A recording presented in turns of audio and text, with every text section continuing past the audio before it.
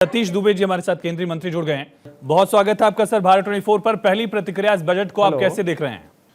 जो बजट है सबका साथ, सबका विकास, सबका विश्वास के साथ चलने वाली सरकार का बजट है। संतुलित बजट है, सबको सम्मानित करने का ही बजट है। संतुलित है या समावेशी भी है? देखिए, संतुलित है, समावेशी भी है, सबको साथ लेके चलने वाला बजट है। बिहार के लिहाज से कैसे देख रहे हैं? लगभग 56,000 करोड़ से ज्यादा की परियोजनाओं का सीधा लाभ जो है वो बिहार को मिलने वाला है, और उसमें भी सबसे बड़ी जो हिस्सेदारी होगी वो इंफ्रास्ट्रक्चर डेवलपमेंट पर होगी। चाहे मेडिकल कॉलेज की बात की जाए, एक्सप्रेसवेज की बात की जाए, एयरपोर्ट की बात की जाए, पावर सेंटर्स की बात की जाए, इस तरह से अब बिहार में भी विकास की रफ्तार दिखेगी, ऐसा जिक्र है बजट में। आप कैसे देख रहे हैं बिहार से आने के नाते? देखिए, जब बिहार और झारखंड का बंटवारा हुआ तो बिहार के पास आय का अपना कोई बहुत स्रोत नहीं बचा था, और देश एक साइड से नहीं चलता है, सबको साथ लेके चलना पड़ता है। और प्राकृतिक का दिया हुआ चीज़ बक्सर है, प्राकृतिक का दिया हुआ जगह आपको गया है, राजगीर है, नालंदा है, दरभंगा है, इस सब, और मेडिकल कॉलेज जो कहिए तो आज के डेट में बिहार से बहुत मरीज आते हैं दिल्ली। कम से कम अपना मेडिकल कॉलेज हर जोन में जब हो जाएगा तो मरीज को बाहर नहीं आना पड़ेगा। और जब पर्यटक के दृष्टि से देखिएगा तो जब वहाँ विकास हो जाएगा तो पर्यटक जब आएंगे जाएंगे तो आमदनी का एक बड़ा स्रोत होगा। और बिजली पर भी फोकस किया गया है, पावर पर, तो उसमें भी काफ़ी मजबूती मिलेगी। तो सबको सम्मानित करने के लिए बिहार को एक अच्छा मौका मिला है, अच्छा समय मिला है, जिसके साथ बढ़िया से बढ़िया विकास हो सकता है और बिहार भी अन्य प्रदेशों के साथ बहुत आगे बढ़ सकता है। विधान परिषद में नेता प्रतिपक्ष राबड़ी देवी ने कहा कि सिर्फ झुनझुना दिया गया है, विशेष राज्य का दर्जा नहीं मिला।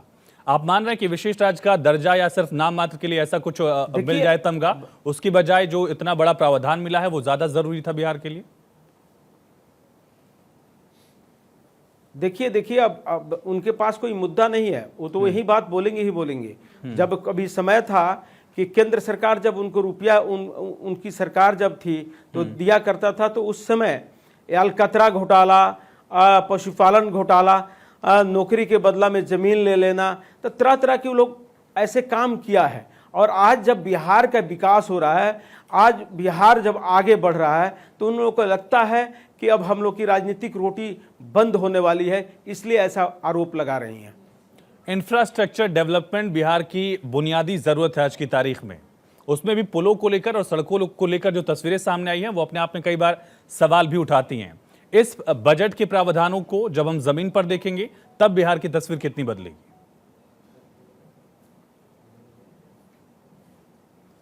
बहुत बेहतर होगा, और इसकी जरूरत थी बिहार को, जो दिया गया है। बदलाव इससे आएगा सतीश जी, आपको लगता है जमीन पर?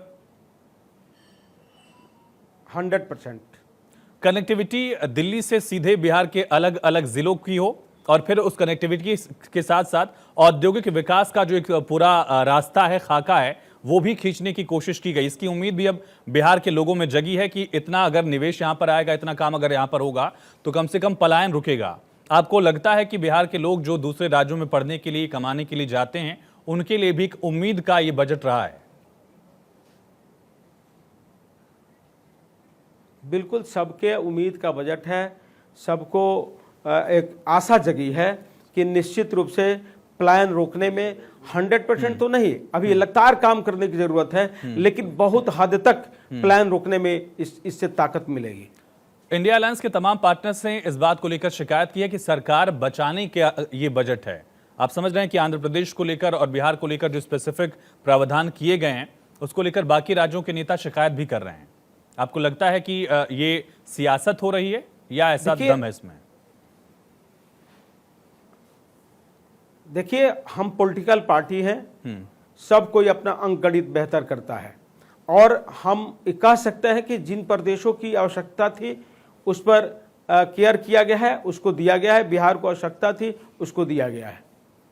और अगर आम भाषा में कहें तो इस शानदार बजट से बिहार में बम बम दिखेगा?